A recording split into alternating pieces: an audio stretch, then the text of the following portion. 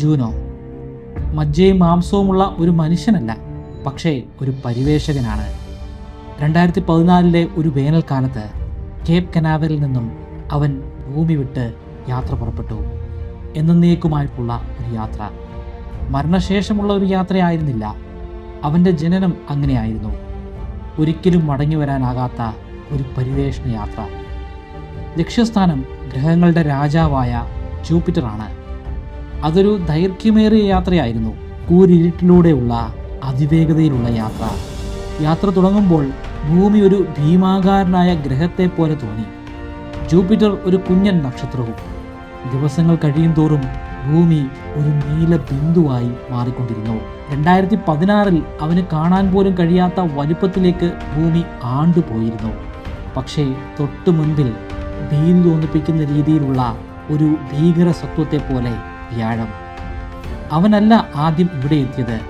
ഇതിനു മുൻപ് ഗലീലിയോയും പൈനിയറും വോയേജർ പേടകങ്ങളും ഇതുവഴി കടന്നു പോയിട്ടുണ്ട്.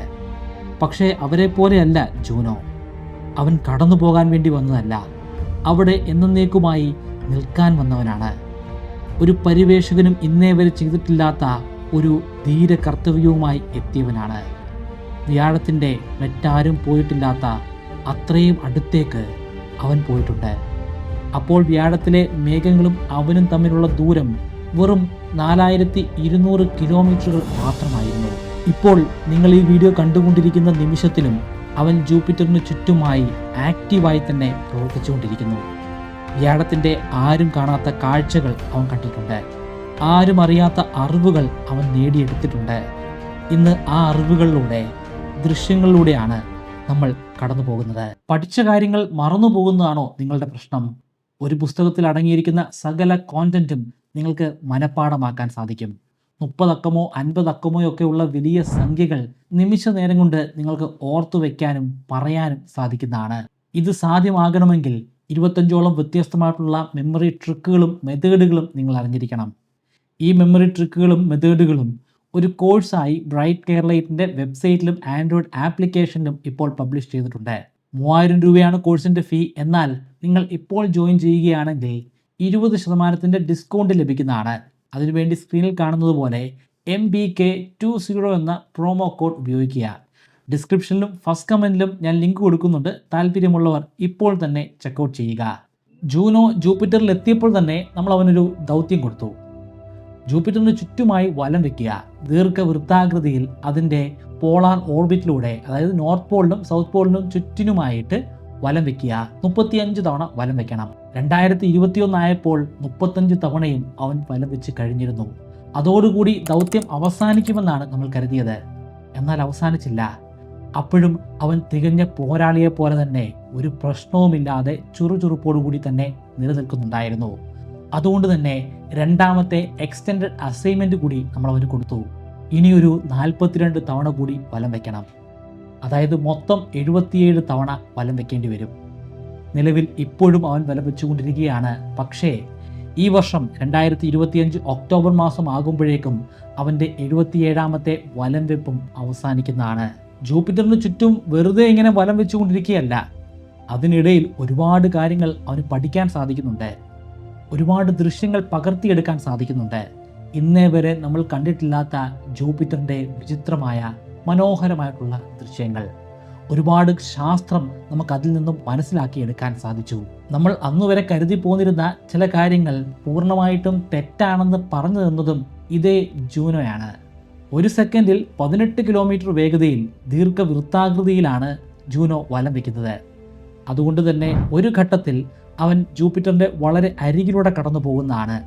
അതിനെയാണ് നമ്മൾ പെരിജോ എന്ന് പറയുന്നത്. എന്നാൽ മറ്റൊരു ഘട്ടത്തിൽ അവൻ ജൂപ്പിറ്ററിൽ നിന്നും വളരെ അകലെയായിരിക്കും നിൽക്കുക. അതാണ് അപ്പോജോ.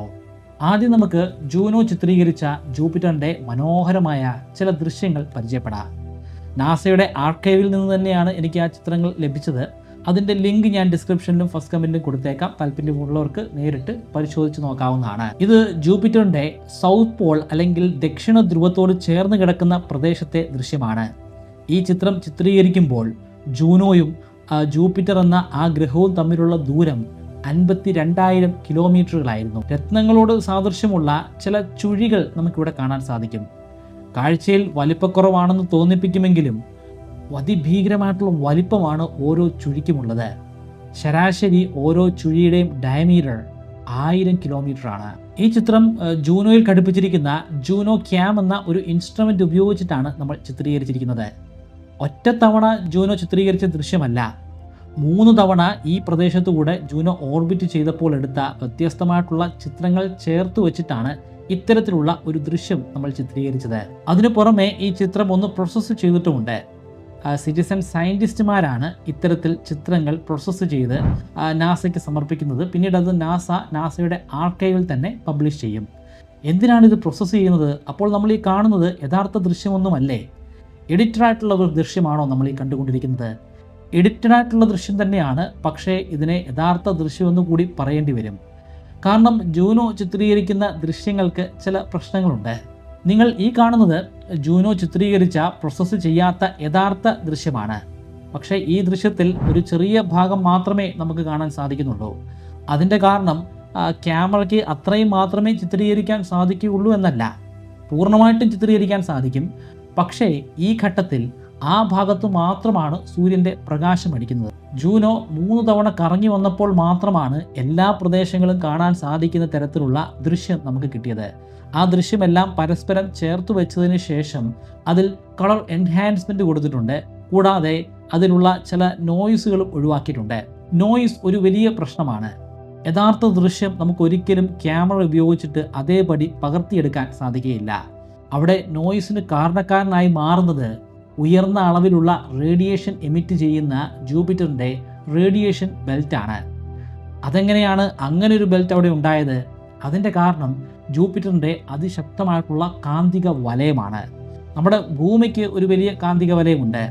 എന്നാൽ ഭൂമിയുടെ കാന്തിക വലയത്തിൻ്റെ 20,000 ഇരട്ടിയിലധികം പവർഫുള്ളായിട്ടുള്ള ഒരു കാന്തിക വലയമാണ് ജൂപ്പിറ്ററിനുള്ളത്. മുമ്പ് ഒരു 2-3 വർഷം മുമ്പ് ജൂപ്പിറ്ററിൻ്റെ കാന്തിക വലയത്തെക്കുറിച്ച് ഞാനൊരു വീഡിയോ ചെയ്തിരുന്നു.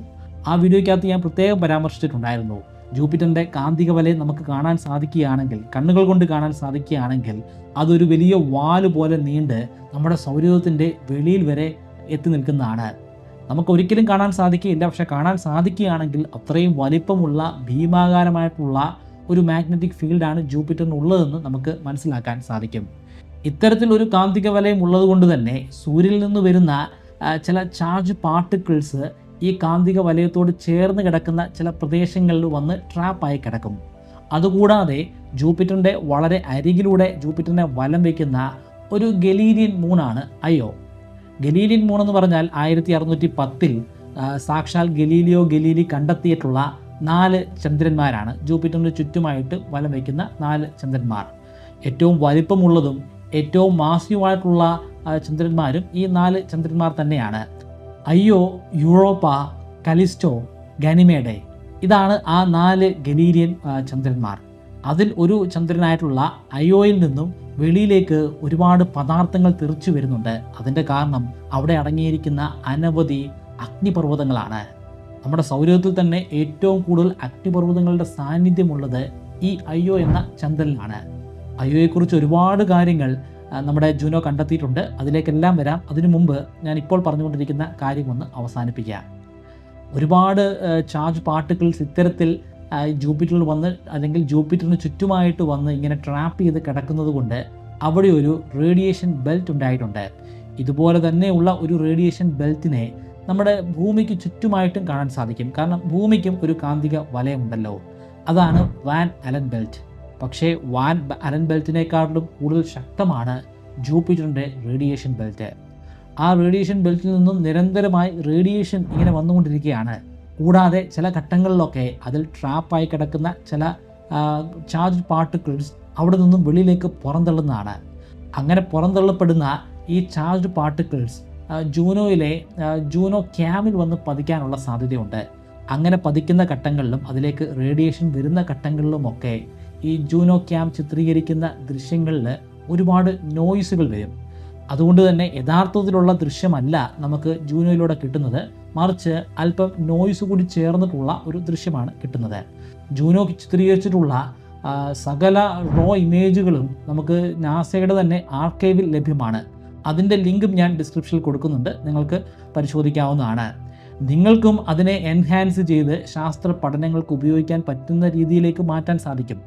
അത് എല്ലാവർക്കും ഒരുപോലെ തന്നെ ഉപയോഗിക്കാൻ സാധിക്കുന്ന രീതിയിൽ നാസ അത് പബ്ലിഷ് ചെയ്തിരിക്കുകയാണ്. ആ ആർക്കൈവ് ആർക്കും ആക്സസ് ചെയ്യാനായിട്ട് സാധിക്കുന്നതാണ്. അത്തരത്തിൽ നിങ്ങൾ ആ ആർക്കൈവ് ആക്സസ് ചെയ്ത് ആ ഇമേജുകളെ എൻഹാൻസ് ചെയ്യുകയാണെങ്കിൽ നിങ്ങൾ ഒരു സാധാരണ സിറ്റിസൺ അല്ല, നിങ്ങൾ ഒരു സിറ്റിസൺ സയൻറ്റിസ്റ്റ് ആണ്.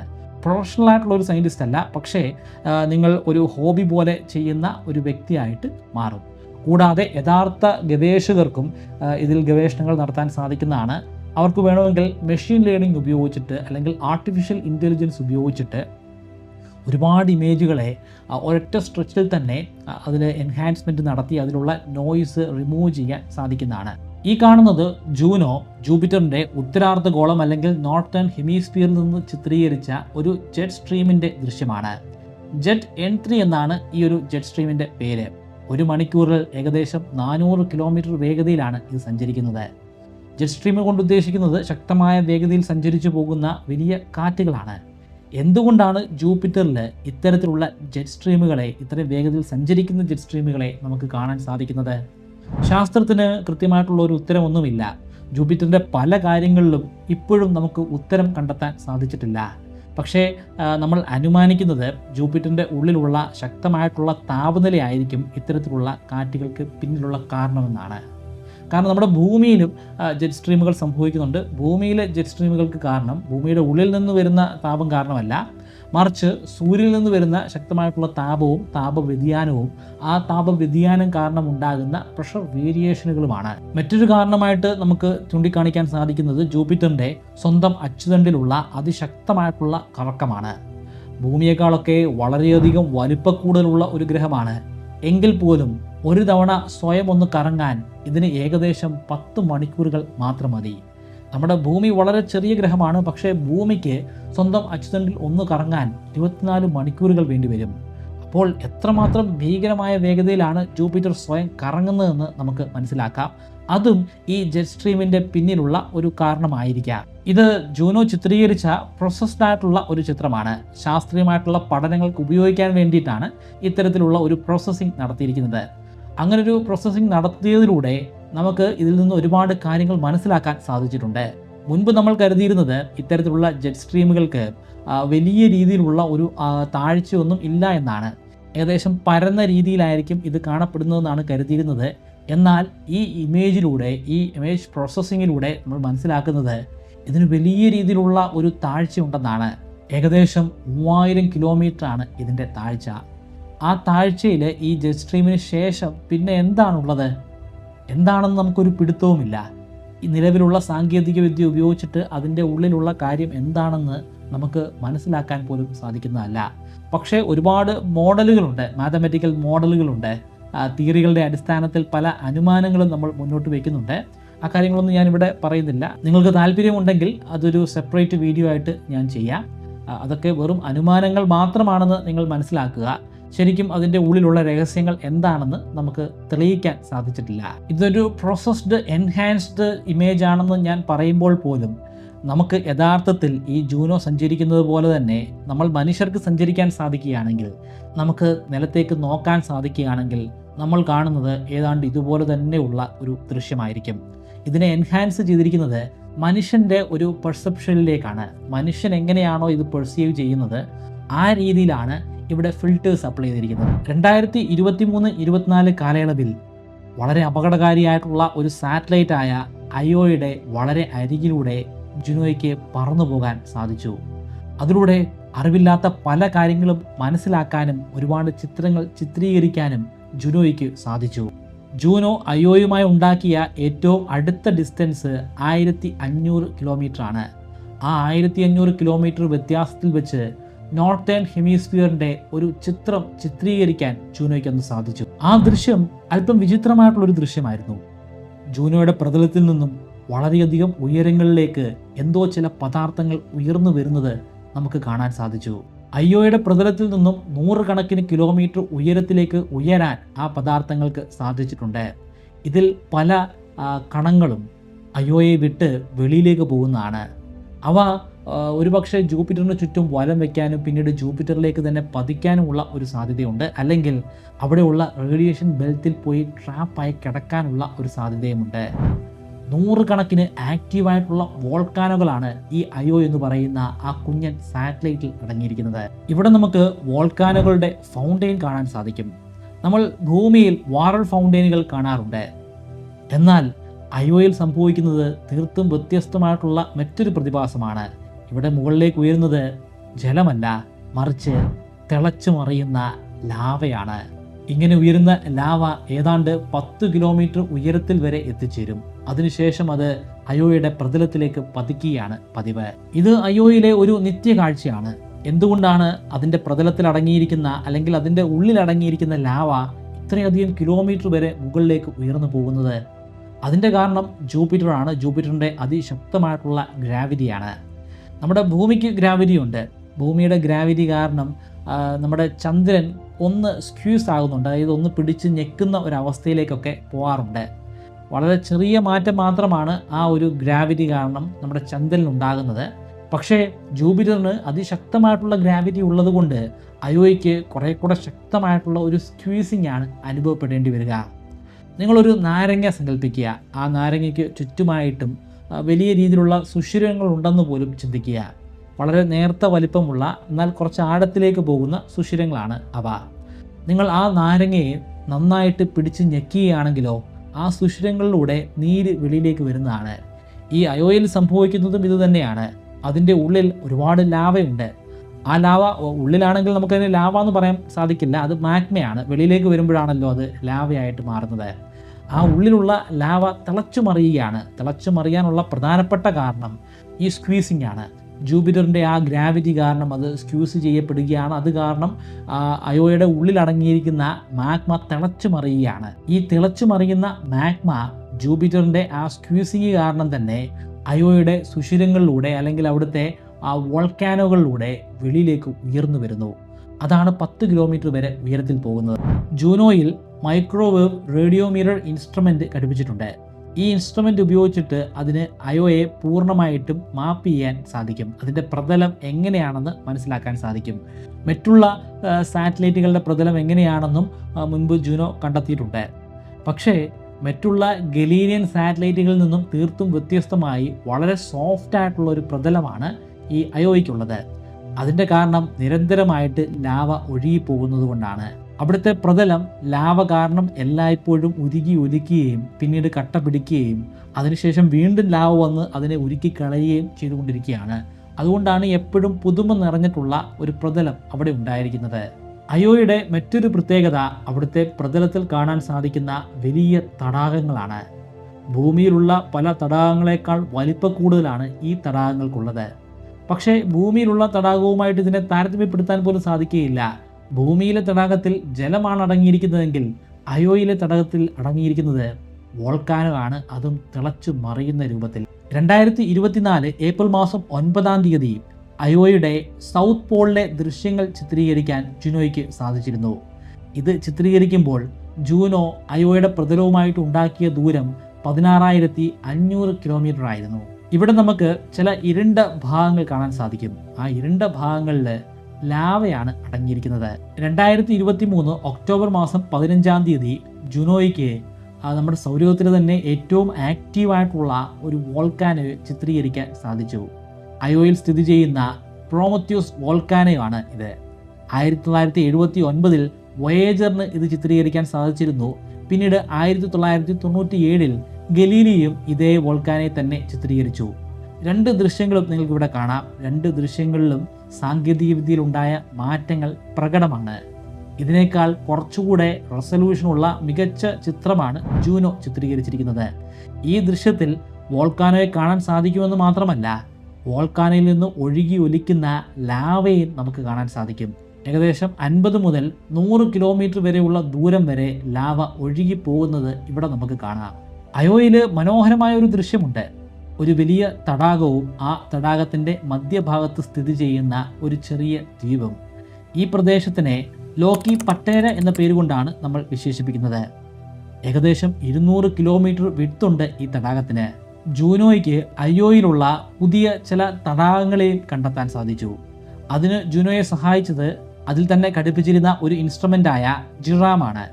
ജോവിയൻ ഇൻഫ്രാറെഡ് ഒറോറൽ മാപ്പർ എന്നാണ് അതിൻ്റെ പൂർണ്ണമായിട്ടുള്ള പേരിൽ സൂചിപ്പിക്കുന്നത് പോലെ തന്നെ ജൂപ്പിറ്ററിൽ പ്രത്യക്ഷപ്പെടുന്ന ഒറോറയെ മാപ്പ് ചെയ്യാൻ വേണ്ടിയാണ് ഇതിനെ നമ്മൾ ഉപയോഗിച്ചിരുന്നത്. പക്ഷേ ഈ അയോയിൽ അതിന് മറ്റൊരു ദൗത്യമായിരുന്നു ഉണ്ടായിരുന്നത്. ഇത് മുൻകൂട്ടി പ്ലാൻ ചെയ്തിട്ടുള്ള ഒരു ദൗത്യമൊന്നുമല്ല. പക്ഷേ ഗവേഷകർക്ക് ആ സമയം തോന്നിയിട്ടുള്ള ഒരു ഐഡിയ ആണ്. ഇതേ മാപ്പ് തന്നെ ഉപയോഗിച്ച് വളരെ താപം കൂടിയിട്ടുള്ള അയോയുടെ ഭാഗങ്ങൾ അല്ലെങ്കിൽ അയോയിലെ ഹാറ്റ് സ്പാറുകൾ നമുക്ക് കണ്ടുപിടിക്കാൻ സാധിക്കും. ഹാറ്റ് സ്പാറുകൾ കണ്ടുപിടിച്ചു കഴിഞ്ഞാൽ ആ ഹാറ്റ് സ്പാറുകളിലായിരിക്കും വോൾക്കാനുകൾ ഉള്ളത്. അതോട് ചേർന്നുള്ള പ്രദേശങ്ങളിൽ നമുക്ക് ലാവകളെയും കാണാൻ സാധിക്കും. ഇതേ ഇൻസ്ട്രുമെൻ്റ് തന്നെ ഉപയോഗിച്ച് അയോയെ പൂർണ്ണമായിട്ടും മാപ്പ് ചെയ്യാനും അവിടെയുള്ള ഏതാണ്ട് പൂർണ്ണമായിട്ടുള്ള വോൾക്കാനുകളെ, ആക്റ്റീവായിട്ടുള്ള വോൾക്കാനുകളെ നമുക്ക് രേഖപ്പെടുത്താനും സാധിച്ചിട്ടുണ്ട്. ഇതേ ഇൻസ്ട്രുമെൻ്റ് ഉപയോഗിച്ച് തന്നെയാണ് നമ്മൾ പുതിയ തടാകത്തെയും കണ്ടെത്തിയത്. ചോർസ് പറ്റേര എന്നാണ് ആ തടാകത്തിൻ്റെ പേര്. അയോയുടെ നോർത്തേൺ പോളാർ റീജിയനിലുള്ള ഒരു ദൃശ്യവും നമുക്ക് മുമ്പ് ഒരിക്കലും ചിത്രീകരിക്കാൻ സാധിച്ചിരുന്നില്ല. അതിൻ്റെ അടുത്തുകൂടെ ഒരു സ്പേസ് ക്രാഫ്റ്റുകളും കടന്നു പോയിട്ടും ഉണ്ടായിരുന്നില്ല. പക്ഷേ 2023 ഒക്ടോബർ മാസം 15-ാം തീയതി അതിൻ്റെ അരികിലൂടെ അയോ കടന്നുപോയി. അങ്ങനെ ആ പ്രദേശം നമുക്ക് ചിത്രീകരിക്കാനും പുതിയതായിട്ട് ഒരുപാട് അത്ഭുതങ്ങൾ കണ്ടെത്താനും സാധിച്ചു. ഈ ദൃശ്യത്തിൽ നിങ്ങൾക്ക് 3 മലനിരകളെ കാണാൻ സാധിക്കും. ഈ 3 മലനിരകളെക്കുറിച്ച് മുമ്പ് ഒരിക്കലും ഒരു ധാരണയും നമുക്കുണ്ടായിരുന്നില്ല. ജൂനോയുടെ ഈ ചിത്രീകരണത്തിലൂടെയാണ് അവിടെ അത്തരത്തിൽ 3 മലനിരകൾ ഉള്ളതായിട്ട് നമ്മൾ മനസ്സിലാക്കിയത്. ഇതേ പ്രദേശത്തോട് തന്നെ ചേർന്ന് വിചിത്രമായ മനോഹരമായിട്ടുള്ള മറ്റൊരു ദൃശ്യം കൂടി നമുക്ക് കാണാൻ സാധിച്ചു. ദൂരെ നിന്ന് നോക്കുമ്പോൾ അത് ഭൂമിയിൽ കാണാൻ സാധിക്കുന്നത് പോലെയുള്ള മനുഷ്യനിർമ്മിതമായിട്ടുള്ള ഒരു വലിയ പള്ളിയാണെന്നേ പറയുകയുള്ളൂ. എന്നാൽ അത് പള്ളിയല്ല, മനുഷ്യനിർമ്മിതവുമല്ല, ആരും നിർമ്മിച്ചതല്ല. അത് സ്വാഭാവികമായി ഉണ്ടായി വന്ന ഒരു ഭൂഭാഗമാണ്. ഇത്തരത്തിലുള്ള സ്വാഭാവികമായി ഉണ്ടായി വന്ന ഒരു രൂപം പ്രപഞ്ചത്തിൽ വേറെ എവിടെയും മനുഷ്യർ കണ്ടെത്തിയിട്ടില്ല. ഒരുപക്ഷെ എൻ്റെ അറിവ് കുറവ് കാരണമായിരിക്കാം ഇത്തരത്തിലുള്ള രൂപം ഭൂമിയിലോ അല്ലെങ്കിൽ പ്രപഞ്ചത്തിൽ വേറെ എവിടെയെങ്കിലും ഉണ്ടെങ്കിൽ അത് കമൻറ്റിൽ ഒന്ന് രേഖപ്പെടുത്തുക. ഈ മലയ്ക്ക് വളരെയധികം കൂർത്ത 2 അഗ്രഭാഗങ്ങളുണ്ട്. അതിൽ ഒരു അഗ്രഭാഗം അയോയുടെ പ്രതലത്തിൽ നിന്നും 5 കിലോമീറ്റർ ഉയരത്തിലാണ് നിൽക്കുന്നത്. രണ്ടാമത്തേത് കുറച്ചുകൂടെ ഉയരത്തിലാണ്. അതിന് 7 കിലോമീറ്ററിൻ്റെ ഓൾട്ടിറ്റ്യൂഡ് ഉണ്ട്. ജൂപ്പിറ്ററിലെ ദൃശ്യങ്ങൾ കാണുമ്പോൾ ജൂപ്പിറ്ററിലെ ഏറ്റവും മനോഹരമായിട്ടുള്ള ഒരു ഭാഗം കൂടി കാണാതെ നമുക്ക് ഈ വീഡിയോ അവസാനിപ്പിക്കാൻ സാധിക്കില്ല. അത് ജൂപ്പിറ്ററിലെ വളരെയധികം വലിപ്പം കൂടിയ ദ ഗ്രേറ്റ് റെഡ് സ്പോട്ടാണ്. ഈ കാണുന്ന ദൃശ്യം അത് ജൂനോ ചിത്രീകരിച്ചിട്ടുള്ള ഒരു ദൃശ്യമല്ല, വോയേജറാണ് ഈ ഒരു ദൃശ്യം ചിത്രീകരിച്ചത്. ഇതിൻ്റെ ഈ ആനിമേറ്റഡ് വേർഷൻ അത് വോയേജർ ചിത്രീകരിച്ചതല്ല. വോയേജർ അതിൻ്റെ ദൃശ്യം മാത്രമാണ്, അതൊരു പിക്ചർ മാത്രമാണ് ചിത്രീകരിച്ചത്. പിന്നീട് മാത്തമാറ്റിക്കൽ മോഡലുകളുടെ സഹായത്താൽ, സയൻസിൻ്റെ സഹായത്താൽ നമ്മൾ അതിനെ ഇത്തരത്തിലൊരു ആനിമേറ്റഡ് രൂപത്തിലേക്ക് കൊണ്ടുവരികയാണ് ചെയ്തത്. ഇതിന് നല്ല വലിപ്പമുണ്ട്. ഇതിൻ്റെ ഈസ്റ്റിൽ നിന്നും വെസ്റ്റിലേക്കുള്ള ദൂരം 16,000 കിലോമീറ്ററാണ്. നോർത്തിൽ നിന്ന് സൗത്തിലേക്കുള്ള ദൂരം 12,000 കിലോമീറ്ററുമാണ്. അതായത് നമ്മുടെ ഭൂമിയെ വേണമെങ്കിൽ ഈ ഒരു ഗ്രേറ്റ് റെഡ് സ്പോട്ടിൻ്റെ ഉള്ളിലൂടെ നമുക്ക് കടത്തിവിടാം. കാരണം ഭൂമിയേക്കാൾ വലിപ്പമുണ്ട് ഈ ഒരു റെഡ് സ്പോട്ടിന്. എന്നാൽ ഇതിൻ്റെ വലിപ്പം വർഷങ്ങൾ കഴിയും തോറും കുറഞ്ഞു വരികയാണ്. ഏകദേശം 200 വർഷങ്ങൾക്ക് മുമ്പ്, അതായത് 1800-കളിൽ ഇതിന് 40,000 കിലോമീറ്ററോളം വിട്ടുണ്ടായിരുന്നു. ഇപ്പോൾ അത് ചുരുങ്ങി വരികയാണ്. ഇത് ജൂപ്പിറ്ററിൽ ഉണ്ടായി വന്നിട്ടും അധികം വർഷമൊന്നും ആയിട്ടില്ല. കുറച്ച് വർഷങ്ങൾ കൂടി കഴിയുമ്പോൾ ഇത് പൂർണ്ണമായിട്ടും ഇല്ലാതെയാകുന്നതാണ്. ഈ കാണുന്നത് ശരിക്കും പറഞ്ഞാൽ ഒരു വലിയ ചുഴലിയാണ്, ഒരു വലിയ ചുഴലിക്കാറ്റാണ്. അതിനെന്തുകൊണ്ടാണോ ഒരു ചുവപ്പ് നിറം കിട്ടിയതെന്ന് നമുക്കറിയില്ല, നമുക്കിതുവരെ കണ്ടെത്താൻ സാധിച്ചിട്ടുമില്ല. പക്ഷെ ഒരു സാധ്യത സൂര്യൻ്റെ പ്രകാശം കാരണം അവിടെ ഉണ്ടായിരിക്കുന്ന കെമിക്കൽ കോമ്പോണൻസിൽ ഉണ്ടാകുന്ന മാറ്റങ്ങളാണ് അവിടെ ചുവന്ന നിറം നൽകുന്നതെന്നാണ്. ഈ ഒരു റെഡ് സ്പോട്ടിലേക്ക് നമ്മൾ നോക്കിയിരുന്നു കഴിഞ്ഞാൽ അത് വളരെ പതിഞ്ഞ വേഗതയിലാണ് കറങ്ങുന്നതെന്ന് നമുക്ക് തോന്നിപ്പോകും. പക്ഷേ 1 മണിക്കൂറിൽ 640 കിലോമീറ്റർ വേഗതയിലാണ് ഇത് കറങ്ങിക്കൊണ്ടിരിക്കുന്നത്. ഈ വീഡിയോയിൽ ജൂനോ കണ്ടെത്തിയിട്ടുള്ള വളരെ കുറച്ച് കാര്യങ്ങൾ മാത്രമാണ് ഞാൻ പറഞ്ഞിരിക്കുന്നത്. ഒരുപാട് കണ്ടെത്തലുകൾ ഈ കഴിഞ്ഞ കുറേയധികം വർഷങ്ങൾ കൊണ്ട് ജൂനോയ്ക്ക് അവിടെ നിന്നും സ്വന്തമാക്കാൻ സാധിച്ചിട്ടുണ്ട്. അതിൽ ഏറ്റവും നൂതനമായിട്ടുള്ളതും ഏറ്റവും പ്രാധാന്യം അർഹിക്കുന്നതുമായിട്ടുള്ള ചില കണ്ടെത്തലുകൾ മാത്രമാണ് ഞാൻ പറഞ്ഞത്. ഒരുപാട് കാര്യങ്ങൾ ഇനിയും അത് കണ്ടെത്തിക്കൊണ്ട് തന്നെ ഇരിക്കുകയാണ്. 2025 ഒക്ടോബർ മാസത്തിൽ അതിൻ്റെ രണ്ടാമത്തെ എക്സ്റ്റെൻഡഡ് മിഷനും അവസാനിക്കും. അതിനുശേഷം ജൂനോയ്ക്ക് എന്തായിരിക്കും സംഭവിക്കാൻ പോവുക? ജൂനോ അതോടുകൂടി ഇല്ലാതെയാകുമോ? അതിൻ്റെ അവസാനത്തെ നാളുകളിലൂടെയാണോ ഇപ്പോൾ അത് കടന്നുപോയിക്കൊണ്ടിരിക്കുന്നത്? ജൂപ്പിറ്ററിൻ്റെ റേഡിയേഷൻ ബെൽറ്റ് സൃഷ്ടിക്കുന്ന വലിയ റേഡിയേഷനെ ഇത് സഹിച്ചുകൊണ്ടിരിക്കുകയാണ്. ജൂപ്പിറ്ററിൻ്റെ ശക്തമായിട്ടുള്ള ഗ്രാവിറ്റിയെയും ഇത് അതിജീവിക്കാൻ ശ്രമിക്കുന്നുണ്ട്. ഇതിനെല്ലാം പുറമെയാണ് സൂര്യനിൽ നിന്ന് വരുന്ന ചാർജ് പാർട്ടിക്കിൾസ്. ഇതിനെയെല്ലാം അതിജീവിച്ച് എത്ര നാൾ ഇവന് തുടർന്നു പോകാൻ സാധിക്കും? ഒക്ടോബർ കഴിഞ്ഞും ഒരുപക്ഷെ ഇവനൊരു അത്ഭുതമായി മാറിയേക്കാം. വീണ്ടും എക്സ്റ്റെൻഡഡ് മിഷനായിട്ട് ഇത് തുടർന്നു പോയേക്കാം, നമുക്കറിയില്ല. എന്തായാലും ഈ ഒരു ധീര പോരാളിയുടെ ഇനിയുള്ള ദിവസങ്ങൾ എങ്ങനെയായിരിക്കുമെന്ന് നമുക്ക് കണ്ടു തന്നെ മനസ്സിലാക്കാം. കൂടുതൽ ഡീറ്റെയിലുകൾ ലഭിക്കുകയാണെങ്കിൽ ഉറപ്പായിട്ടും ഒരു അപ്ഡേറ്റഡ് വീഡിയോ ആയിട്ട് ഞാൻ ഈ ചാനലിൽ തന്നെ വരുന്നതാണ് ജൂനോയുമായിട്ട്. വീഡിയോയുടെ തുടക്കത്തിൽ ഞാൻ പറഞ്ഞിരുന്ന മെമ്മറി ഇംപ്രൂവ്മെൻറ്റ് കോഴ്സിൽ ജോയിൻ ചെയ്യാൻ താല്പര്യമുണ്ടെങ്കിൽ ഡിസ്ക്രിപ്ഷനിൽ ഞാൻ ലിങ്ക് കൊടുത്തിട്ടുണ്ട്, ഒന്ന് ചെക്കൗട്ട് ചെയ്യുക. Thank you.